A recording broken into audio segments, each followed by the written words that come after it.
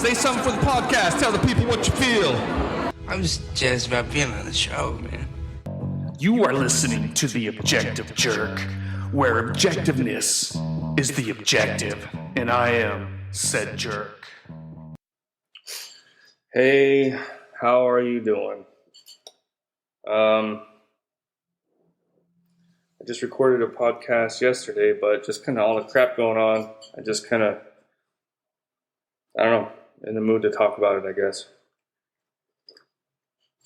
If you would like to email me, please do it theobjectivejerk@gmail.com, or you can message me on Twitter, Facebook, Instagram, True Social, stuff like that. So obviously the the fighting over there at the Gaza Strip and everything is still ongoing. I think after I recorded my podcast, Gaza got bombed the crap out of by Israel, and which was kind of expected, which kind of bothers me about the whole thing, which I'll talk about later. But I just, I pray that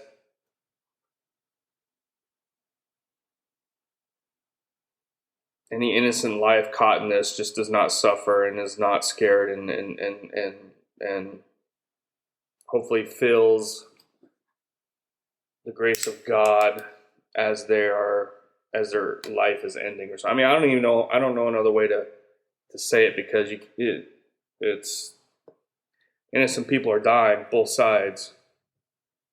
And I don't blame one side or the other necessarily. Just like things here in the States, it's like people get so caught up on the different sides when it's actually, just like Democrat and Republican, when it's, they're not the ones that they should be or hating on. I mean, they're crappy politicians on both sides, but I mean, they're not the ones that are egging it on and actually in control of it. You know what I'm saying? It's like there's always that guy behind the curtain. Yes, I know. Iran and this and that. I get that. But it's just people just like automatically. It just kind of seems like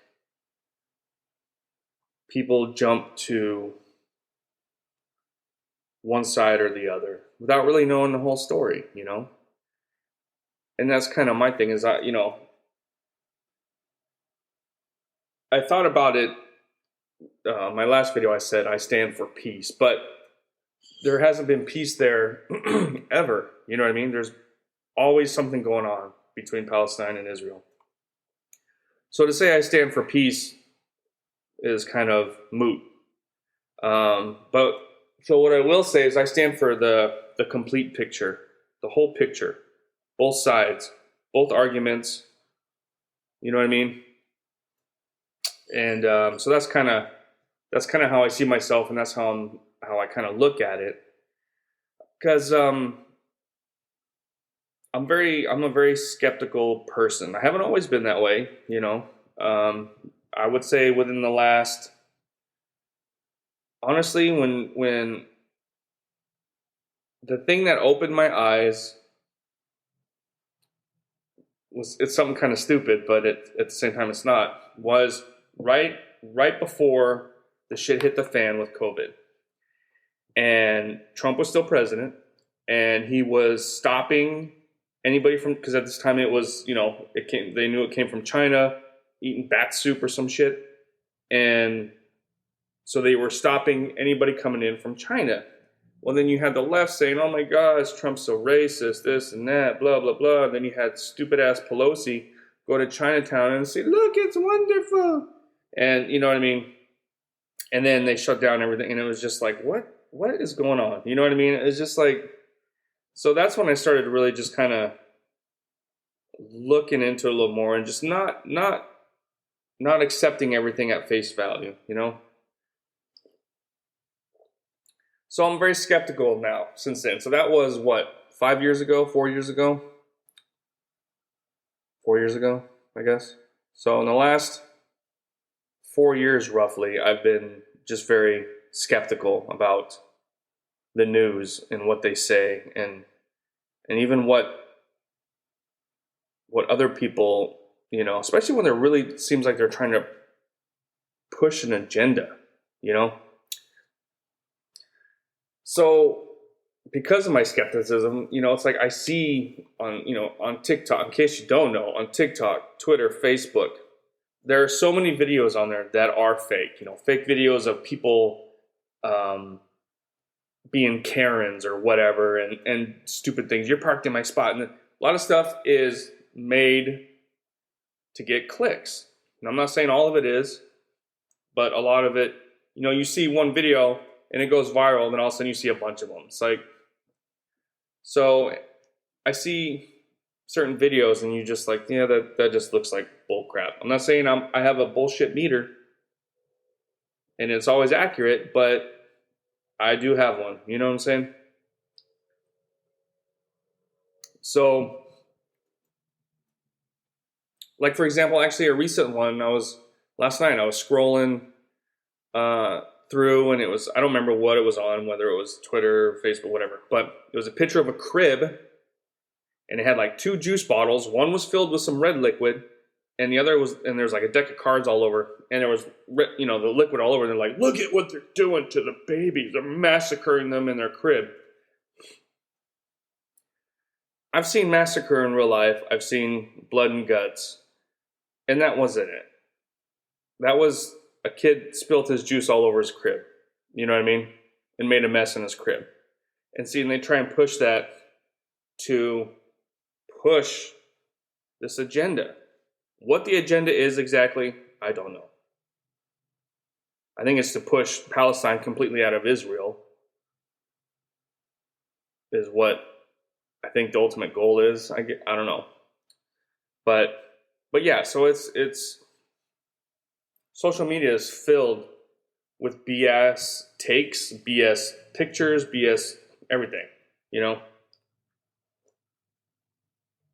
I mean, look, you're watching this and hearing this on social media, so, do with it what you will. But anyway, so as I said on my previous podcast, I've been watching clips of CNN and Fox and just, different stuff, and then like, videos that were taken by Hamas apparently and everything, and just some of it just didn't feel authentic. It just seemed staged.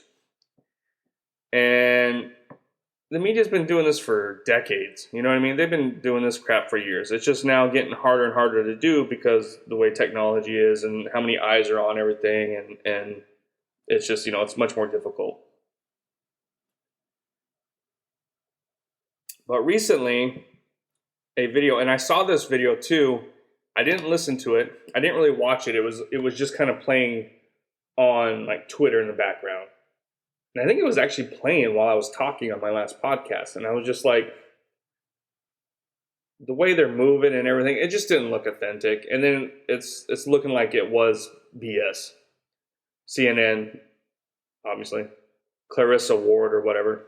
They went hiding into a ditch because there was bombs and missiles going off and stuff like that, which were probably going off, miles and miles away, which it sounded like it. When the stuff goes off near you, you can tell. It's completely different than miles away. But I mean, even the stuff going off miles away is pretty loud and can be scary. It's nowhere near you.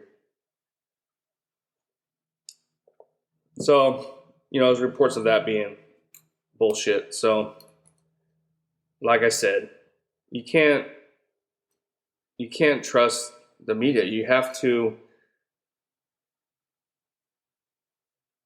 I think it was Denzel Washington's, he didn't create it, but that's where I heard it, was if you don't watch the news or you don't read the news or you don't whatever, you're uninformed. And if you do, you're misinformed.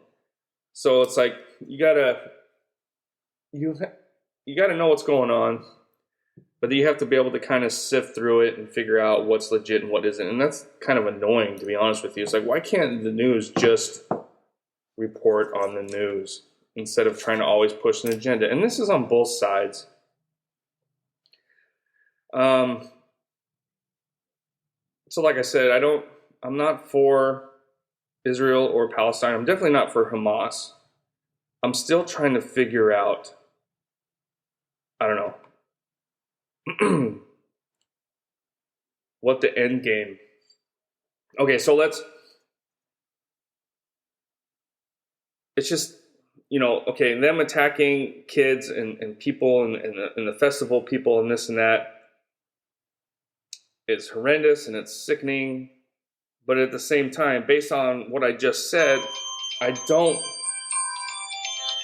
completely believe it all. You know what I mean? Like, it's just hard for me to completely believe that that's actually, oh, look at, But then you have Hamas like taking credit, I guess, which I haven't seen that yet. I have to look for it more. But see, again, you know what I mean? It's just,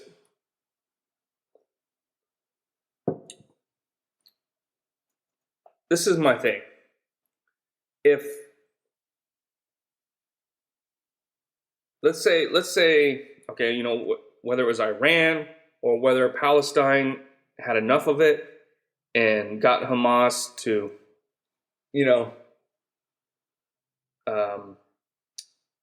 commit the attacks, does it make sense that, they had to, okay, like, what was their game plan? Like, what? So we commit these attacks. They had to have known that there's going to be retaliation like there was yesterday. You know what I mean? They have to know that they're going to get obliterated and probably forced out of their homes. That's why I don't think it's Palestine or, like, there's a money trail. And people are like, oh yeah, it was Iran. Okay, but what did Iran have to gain from it as well?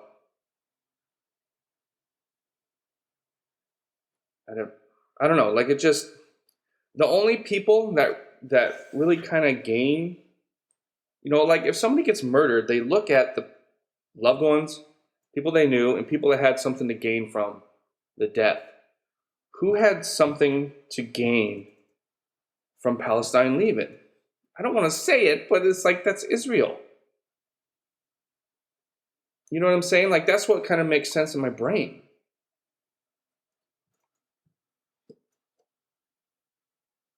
Because for Hamas to do the attack, like, what? I don't know. Maybe, I don't know. Maybe, somebody's probably listening to this and be like, oh my God, this guy's a retard. And I am, I'm nothing special. I'm not educated. I mean, a little, but what does that even mean anymore? But, I'd have to look. Actually, you know what? I'll probably make a video tomorrow based off that. Once I get done with this, I will look and see Iran's. It just seems like, well, maybe it's like, so maybe it's actually Iran, and now they're making Israel look bad, and then they're going to go and attack Israel, and I don't know. You know what I mean? Like, who knows? There's something. Because here's the thing. Palestine has been getting, for a lack of a better word, abused by Israel where they live. They have the walls built up. I'm not saying that was Israel that built the walls or not, but, people that are in Gaza and Palestine, they can't go anywhere. Egypt doesn't let them come in. And, they're like trapped. Yes, they're what do you call it? Hamas is there, a large group or a large, and maybe, who knows, maybe they are all Hamas and it's just the family members of Hamas, you know what I mean? And they are all terrorists. I don't know. I don't think so. But I think what you have is you have some innocent Palestinians just trying to live their life that are getting caught up in this, And the reason I believe that was, I spent 2 years in Iraq, and I spent some time with the Iraqi people, and then going into Iraq, like a lot of Americans, thinking they're evil and they're bad and they want us to all die. Yeah, a lot of the people we were fighting in Iraq weren't even Iraqi, but there were some, because they felt like, their country was invaded. So I get that. But there was a lot of good, decent Iraqi people just trying to live their lives. And I'm willing to bet that it's the same in Palestine, But so my biggest problem is the media I'm going to use an analogy here.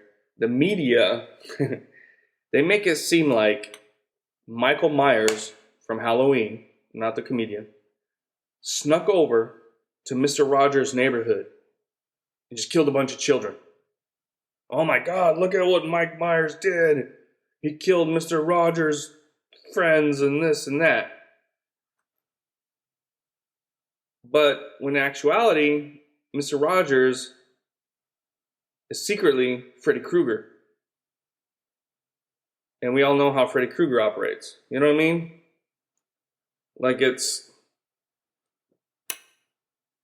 don't know, I don't want to, it's like if you say anything negative towards Israel or the Jewish community, you're labeled immediately a Nazi and anti-Semitic and all that kind of crap. And it's like, it don't matter what religion you are. There's bad people in every religion.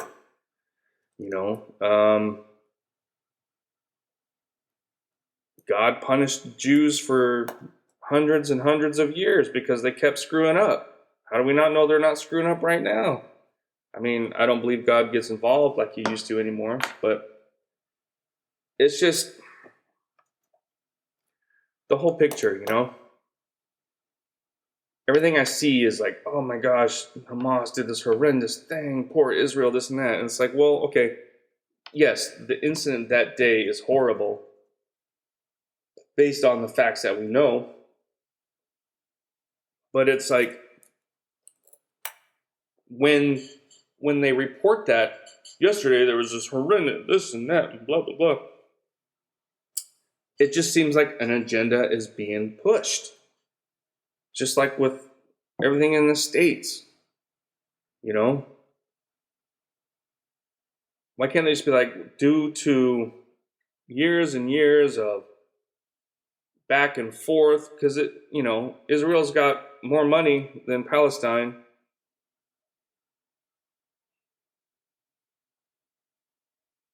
Larger landmass, you know what I mean? So if you look hard enough, you can find incidences of Israel not being too friendly towards the Palestinian people.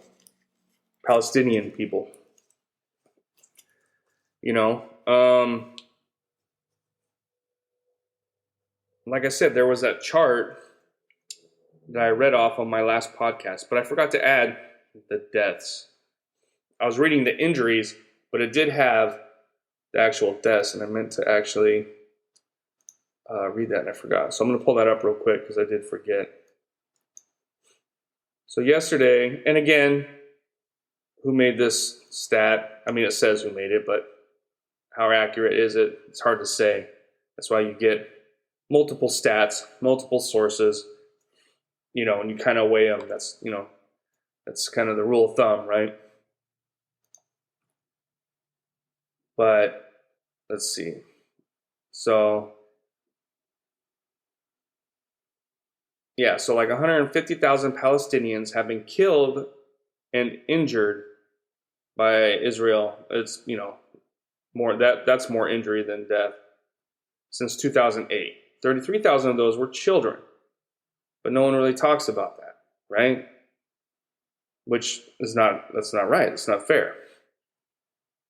I'm not saying that, hold on, before I move on, I'm trying to find that okay, here it is.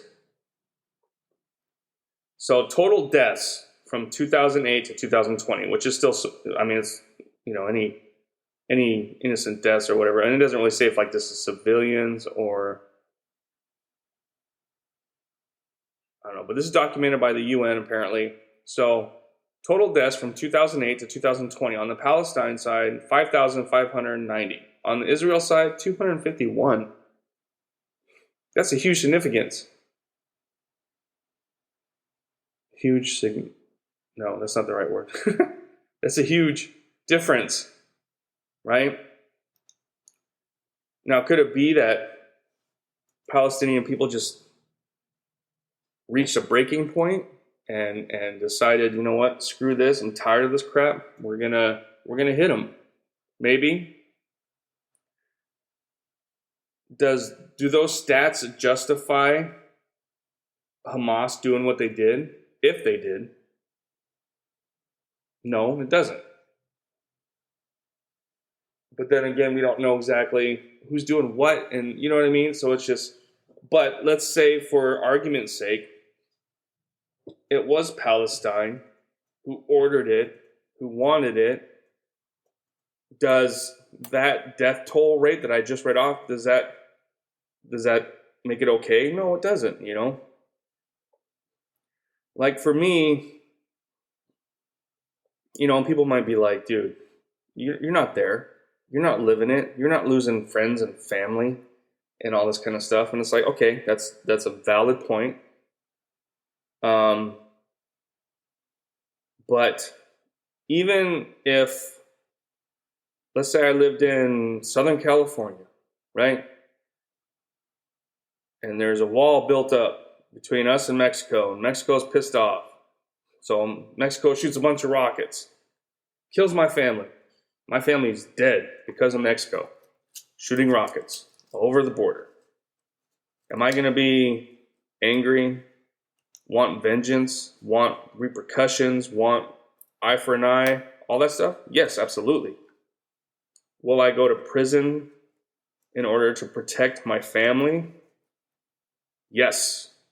Would I go to prison to revenge my family? Probably. But if that was to happen to me,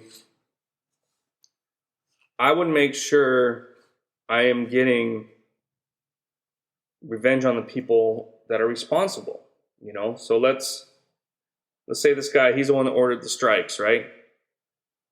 I'm gonna make sure this guy is no longer around. Will I kill this guy? Or would I, yes, absolutely. Would I go through a bodyguard that had nothing to do with it, but he's just there to protect the guy? Yes, I would. Would I go through 10 bodyguards that had nothing to do with the attack, but are protecting this guy? Yes, I would. Would I instead go around and kill this guy's kids because it's an easier target than him? No, I would not.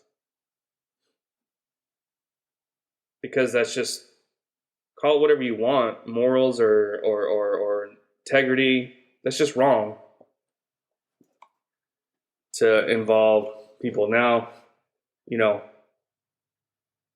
I know there are some terrorists, that use innocent people as shields. I mean, the Japanese did it in World War II. They would use just innocent people and use them as shields. So yes, people are horrendous and all that kind of stuff, but it's just, the point is, you need to have the whole story. You need to have the complete picture. And it's kind of hard to get that when everybody's just saying, I stand with Israel or I stand with Palestine right off the get-go without even knowing what's going on. I don't know. That's just kind of my... Man, my time's up already. That was fast. Okay. I don't know. Let me know what you think. Send me an email, theobjectivejerk@gmail.com, or you can message, comment on this video. Like and subscribe. I don't ever say that, but guess maybe I should. But anyway, thanks for listening, and I'll see you next time.